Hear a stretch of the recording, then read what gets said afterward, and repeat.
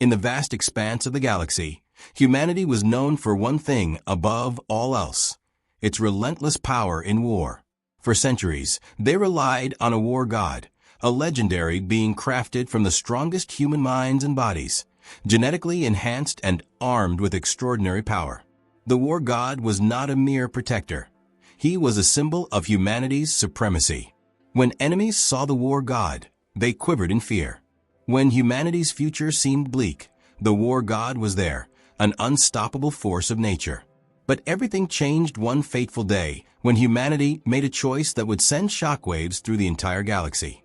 They killed their own war god. The very being they had depended on for survival, for dominance, was dead, and it was a decision made not out of desperation, but as a powerful statement. Why would humanity do such a thing? Was it an act of rebellion? Of arrogance? Or was it simply the dawn of a new era? An era where humanity no longer needed a god of war to protect them? The galaxy watched in awe and confusion, wondering, could they really live without their war god? The story of humanity's defiance against their own myth, the story of their journey from dependence to independence, was about to unfold. The question that echoed in every corner of the universe: could they prove that they didn't need a war god to survive? Humanity's history was one of survival and conquest. Born on a fragile planet surrounded by hostile forces, humans had long relied on their ingenuity and resourcefulness to carve out their place in the galaxy.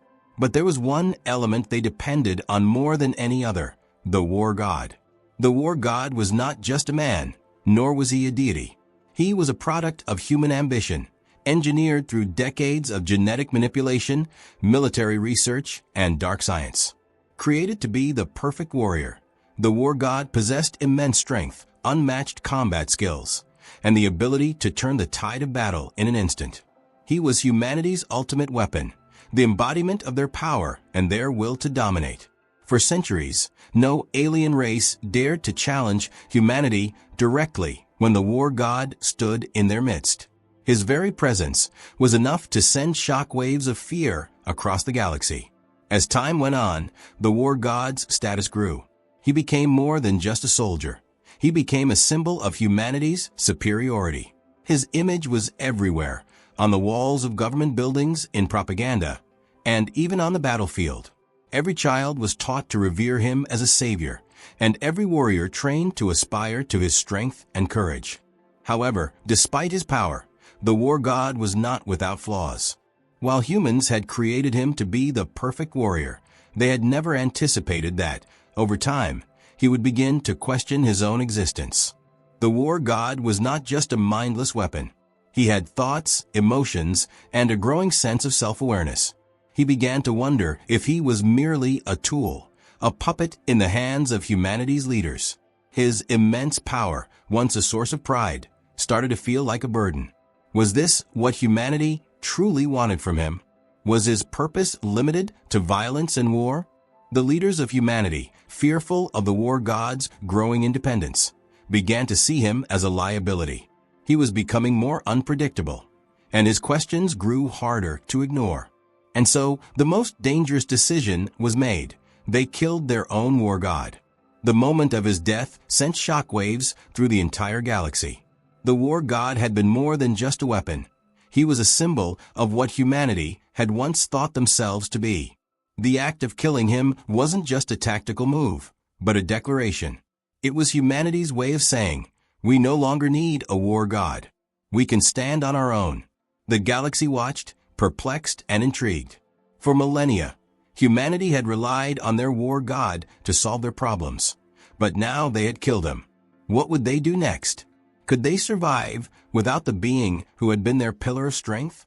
The galaxy's other species, those who had once feared humanity's might, now wondered, was this a sign of humanity's strength or their weakness? In the aftermath, humans had no choice but to face a new reality. Without the war god, they had to rely on themselves. They had to build new systems of defense, new forms of leadership, and new ways to protect their people. They could no longer lean on a god to solve their problems. They would have to fight for their survival in a galaxy that would no longer fear them. As humanity grapples with the consequences of this bold decision, the story unfolds. Was this the beginning of a new era, where humans learned to rely on their own strength and ingenuity? Or had they made a critical mistake? And could they truly prove to the galaxy that they didn't need a war god to survive? The fate of humanity now lies in their hands. The decision to kill the war god wasn't born out of haste or fear. It was a carefully orchestrated plan, one that had been years in the making. From the moment the war god's questioning began, the leaders of humanity knew they had a problem. His power had become more than just a military asset.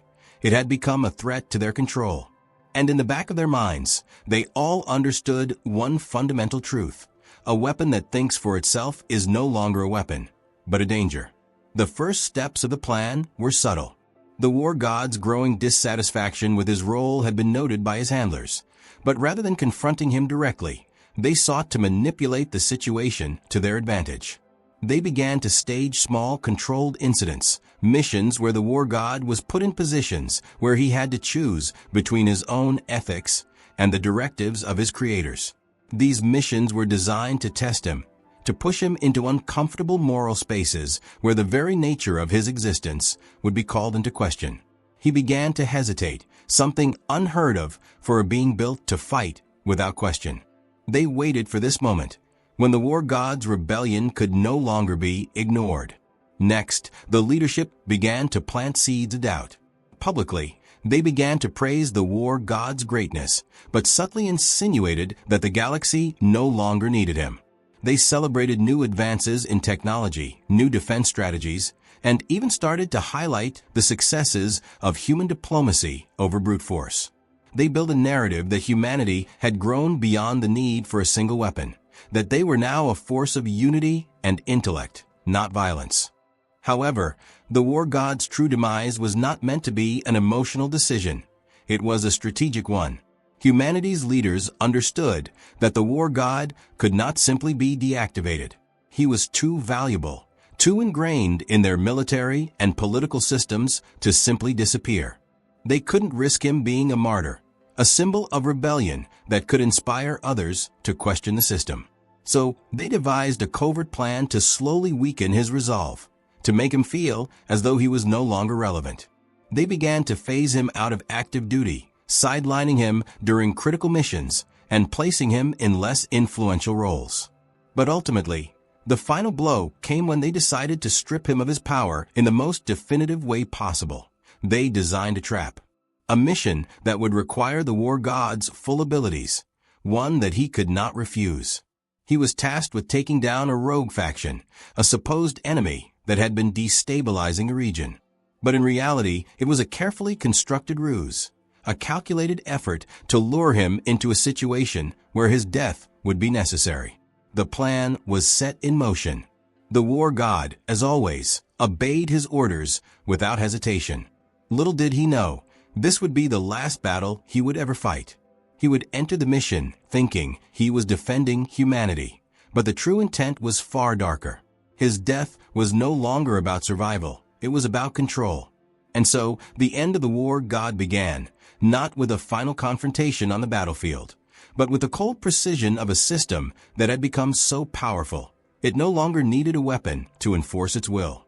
The war god's death was not a moment of relief, but of unsettling silence. It was a calculated move, an elimination of a threat, but its aftermath would ripple through the fabric of humanity in ways no one could have foreseen. For all the leaders' careful planning and strategic deception, they had overlooked one critical fact. The war god's death was a wound, not just to the Galactic Order, but to the soul of humanity itself. In the immediate aftermath of the war god's demise, there was a deep and palpable sense of loss.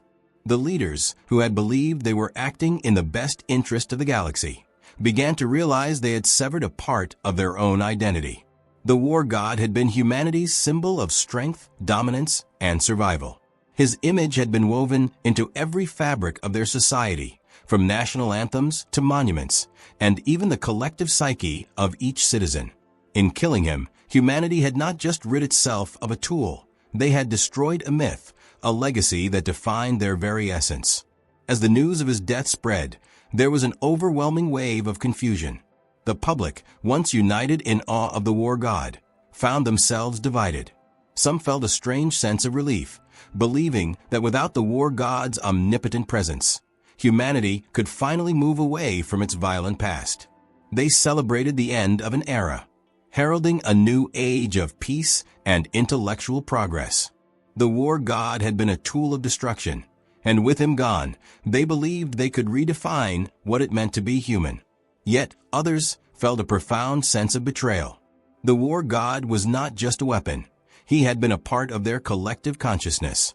His death represented the erasure of their history, a denial of the very instincts that had allowed them to survive in a galaxy teeming with threats. For them, the war god was a symbol of humanity's strength, and with his death, that strength had been stripped away. There were whispers of rebellion, murmurs of resistance, as factions began to form, questioning the motives of the leadership that had orchestrated his demise. What was most surprising, however, was the alien response. In every corner of the galaxy, civilizations had looked upon the war god with a mixture of fear and awe. His reputation as an undefeatable force had been legendary, and now, with his death, a strange uncertainty settled among the stars. No longer did the galaxy fear humanity's military might. Without the war god, they were just another species, no different from any other. The balance of power, once firmly tilted in humanity's favor, had been upended. In some ways, this shift was immediate. Other galactic powers began to test humanity's strength, poking at the weakened foundation they now stood on. Trade agreements were renegotiated, former allies turned their backs, and some enemies, emboldened by humanity's perceived vulnerability, began to stir. The void left by the war god's absence was filled with an unsettling, almost palpable tension. The galaxy no longer saw humanity as the indomitable force it once was. But the most profound repercussion was the psychological toll it took on humanity. Without their war god, they were forced to confront the question they had long avoided. What kind of civilization are we? Had they relied too heavily on brute strength? Was there true power in their minds and hearts, rather than their weapons? The war god had been a symbol of what they could achieve through violence, but with his death, they were left asking if there was something more, something far greater, that humanity could aspire to. The leaders who had orchestrated his death began to feel the weight of their decision. They had sacrificed the war god to prove humanity could stand on its own, without the need for a god of war. But in doing so, they had upended the very foundation of their identity. They had destroyed the symbol of their survival, and in the process, had unwittingly opened Pandora's box. The consequences of the war god's death were just beginning. Humanity's next steps would not just define the future of their species, they would redefine the very nature of survival itself. The galaxy watched, waited, and whispered. Would humanity rise from the ashes or crumble under the weight of their own ideals? The void left by the war god's death was not just a physical absence. It was a monumental challenge to the very identity of humanity. No longer could they rely on brute force or fearsome reputation to command respect across the stars. Now, with their strength questioned and their myth shattered, humanity stood on the precipice of a future that was uncertain, precarious, and fraught with danger. The galactic community, once cowed by humanity's military might, now saw an opportunity. Aliens, who had long viewed the human race through the lens of trepidation and awe, began to reassess their position. The power dynamics were shifting. Political allies, once firmly in humanity's corner, began to distance themselves, as the fear of a newly vulnerable Earth clouded their judgment. The galaxy was no longer a place where humanity's word was law. It was a battleground for influence, where every empire and federation aimed to stake their claim in the absence of the war god. Humanity's leaders were not blind to this shift. They knew that if they were to retain any semblance of their former glory, they needed to prove themselves, not with the war god's weaponry, but through something more profound. The galaxy needed to see that humanity could survive without the brutal assurances of a divine enforcer. They needed to show that their true strength was not in the myth of a god, but in the unwavering resilience of their people. The Council of Earth, desperate to regain its standing, called upon the greatest minds and warriors the planet had to offer. Military commanders, scientists, diplomats, and philosophers were summoned to a single task: to unite and present a new face of humanity. A face that demonstrated not just raw power, but the ability to adapt, outsmart, and outmaneuver adversaries in ways that went beyond the violence of war. But the galaxy had not forgotten humanity's legacy, and their former enemies had grown hungry. A challenge was quickly set before them, a test of survival like no other. The Zorvaxians, a race known for their brutal military tactics and unswerving loyalty to their own, issued a galactic challenge. Earth would face the ultimate test. A war game on the gladiatorial fields of Rhinoc Prime, an arena where the most skilled warriors from across the galaxy fought for honor, for territory, and for survival.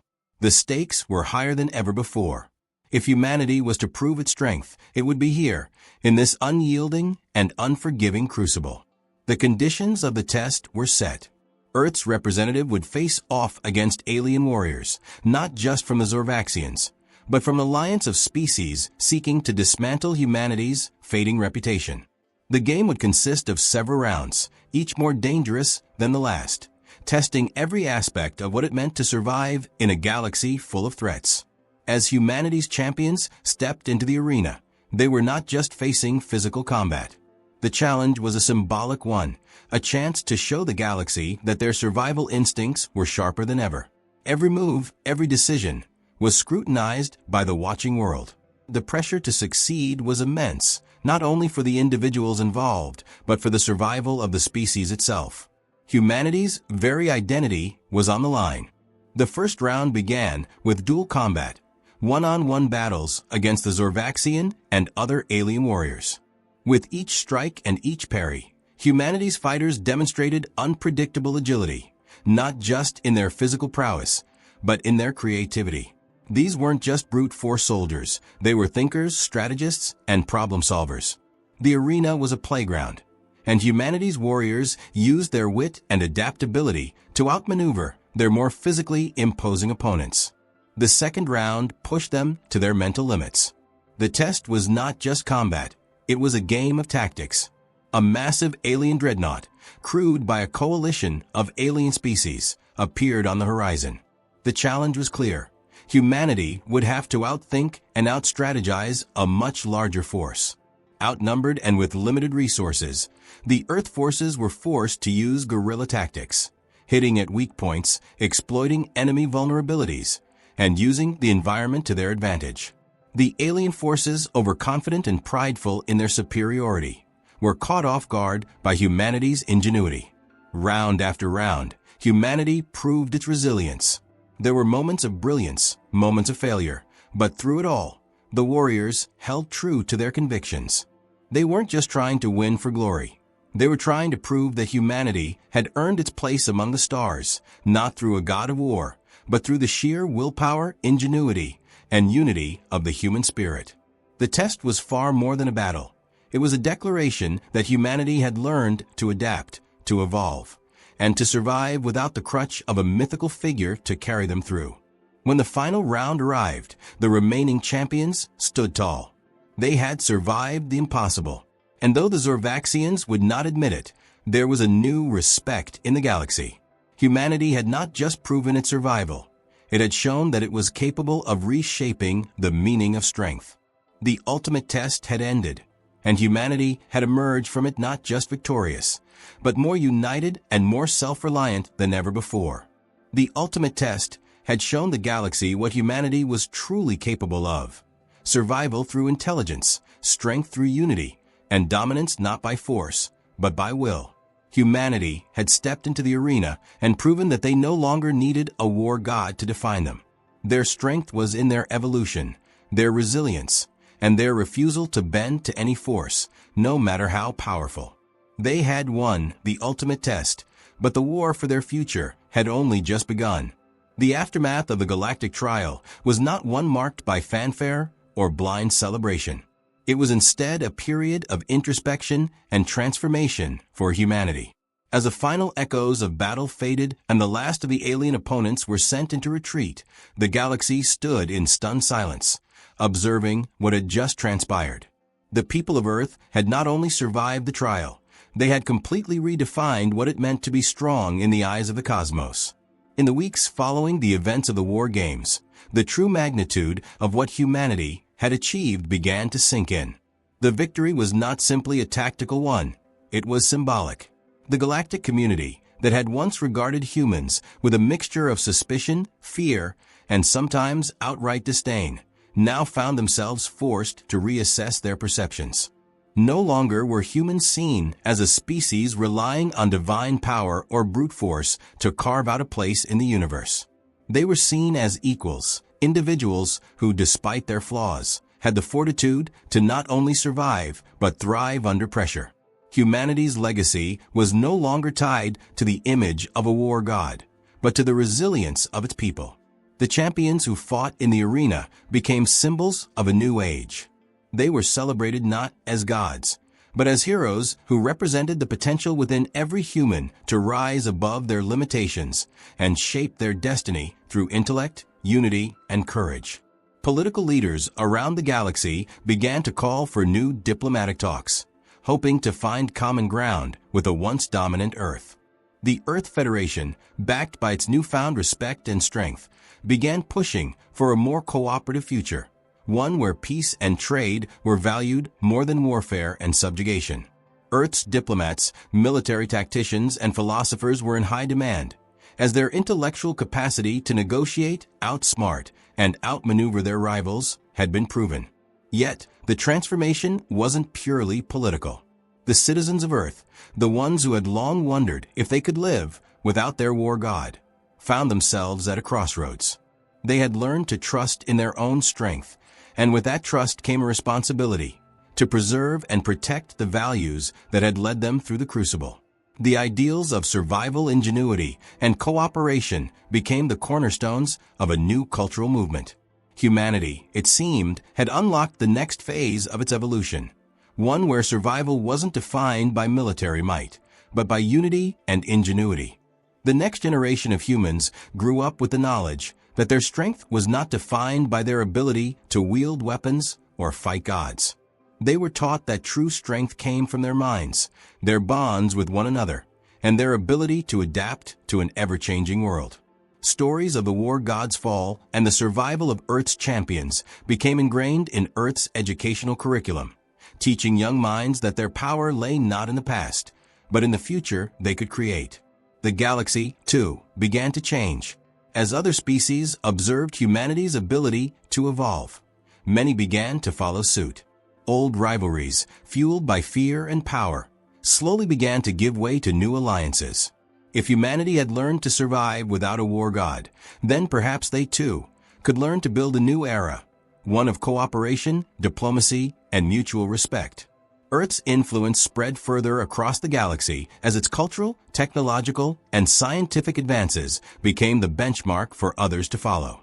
Where once Earth was a planet defined by violence and domination, it was now seen as a beacon of hope, a shining example of how a species could shed its brutal past to embrace a future built on innovation and peace. This was not just the end of one era, it was the birth of a new chapter in humanity's story. A chapter where strength was not about dominance, but about unity. A chapter where survival wasn't about being the biggest or the strongest, but about being the most adaptable and compassionate.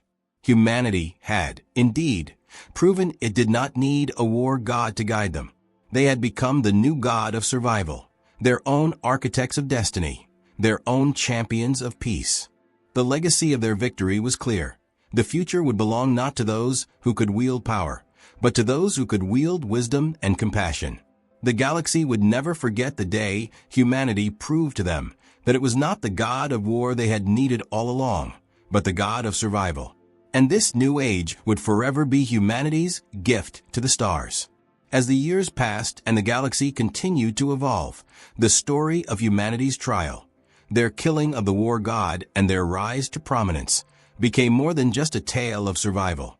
It became a legend passed down through the ages. In every corner of the galaxy, From the high-tech cities of advanced alien species to the rugged frontier worlds, humanity's actions were spoken of with awe and respect. No longer was Earth seen as a mere blip in the galactic tapestry. It had earned its place among the stars, not through violence, but through resolve, innovation, and most importantly, unity.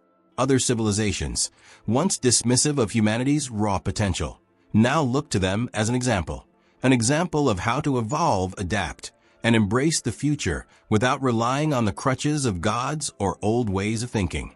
The killing of the war god had proven that humanity could stand on its own, unshackled from divine tyranny, and determine its own fate. It was a declaration to the galaxy that Earth no longer needed to depend on a figure of ancient power, but on the strength of its people. The fight wasn't just a battle against external forces. It was a battle to prove that humanity could rise above their own internal struggles and become a beacon for peace and progress. But it wasn't just the galactic community that remembered. Earth itself had been forever changed. The events that unfolded became a defining moment in history, an inflection point where humanity began to understand its true capacity for greatness. What had started as a desperate challenge had turned into an era of peace, with Earth now playing a key role in intergalactic diplomacy and technology. Their status as a warrior race had been replaced by a reputation as leaders in innovation and compassion. For the citizens of Earth, the story became something more than just a military victory. It became a reminder that true strength was not in how much power one could wield, but in how much responsibility one could carry. It was a story told in schools, passed along to children who would grow up knowing that the legacy of survival was not about fighting wars, but about overcoming the greatest enemy of all: fear. Fear of the unknown, fear of change, fear of losing control. As humanity continued to thrive, the galaxy watched in wonder. The world remembered, and it had learned that the true measure of a civilization wasn't in its ability to conquer, but in its ability to unite, to grow, and to shape a better future for all. The war god was gone, but humanity had become something far more powerful, a symbol of hope and a reminder to all that even in the darkest of times, unity and courage could pave the way for a better tomorrow. The universe would never forget the day humanity stood tall and proved, once and for all, that they were not simply survivors, but the architects of a new era.